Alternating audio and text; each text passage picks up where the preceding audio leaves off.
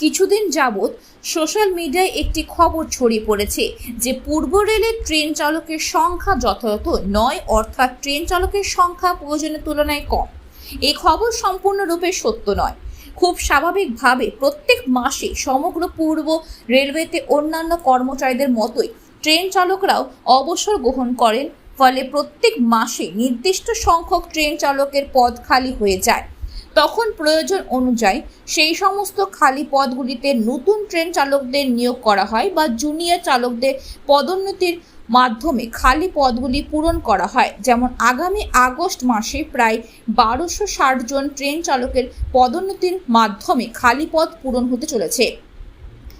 রেলের রিক্রুটমেন্টের পদ্ধতি এককালীন, অর্থাৎ প্রয়োজনীয় অনুযায়ী নিয়মিত ব্যবধানে আরআরবি এর মাধ্যমে স্বচ্ছভাবে ট্রেন চালকের পদে নিয়োগ করা হয়।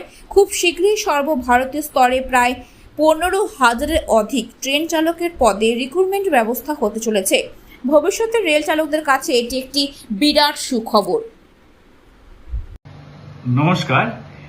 কিছুদিন যাবৎ আমরা দেখতে পাচ্ছি যে একটি সোশ্যাল মিডিয়ায় কিছু খবর রটছে যে পূর্ব রেলে নাকি প্রচুর সংখ্যক ট্রেন চালকের ভ্যাকেন্সি আছে, প্রয়োজনীয় তুলনায় ট্রেন চালক নেই, ইত্যাদি ইত্যাদি। এই খবরগুলো সম্পূর্ণরূপে সত্য নয়। আবারও বলছি, সম্পূর্ণরূপে সত্য নয়। এটা খুব স্বাভাবিক যে রেলে প্রতি মাসেই কিছু মানুষ রিটায়ার করেন, কিছু কর্মী রিটায়ার করেন, তার মধ্যে গার্ড, ড্রাইভার এরা তো আছেই, সেখানে ভ্যাকেন্সি হয় অবভিয়াসলি। কিন্তু প্রয়োজনের তুলনায় প্রচুর খালি, এই কথাটা সত্য নয়।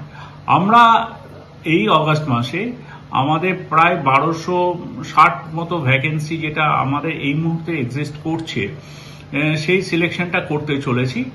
সেটি আমাদের যারা কর্মী আছেন তাদের মধ্যে থেকে সিলেকশন হবে।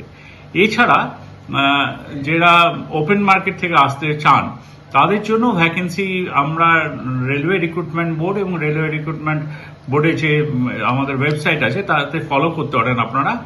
আমাদের এই প্রসিডিওর সর্বভারতীয় ক্ষেত্রে খুব শীঘ্রই, হোপফুলি বাই সেপ্টেম্বরেই প্রায় 15 থেকে 16,000 ভ্যাকেন্সি আমরা ফিল আপ করতে চলেছি।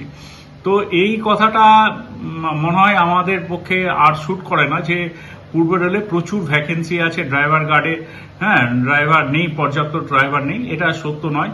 কিছুটা ভ্যাকেন্সি অবভিয়াসলি আছে, মানছি, কিন্তু সেটা এমন নয় যে ট্রেন চালানো সম্ভব হচ্ছে না, একটি ড্রাইভারকে প্রচুর সময় ধরে কাজ করতে হচ্ছে, এটা ঠিক নয়।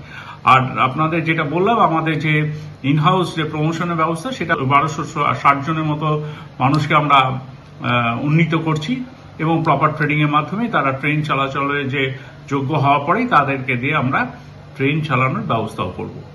ধন্যবাদ।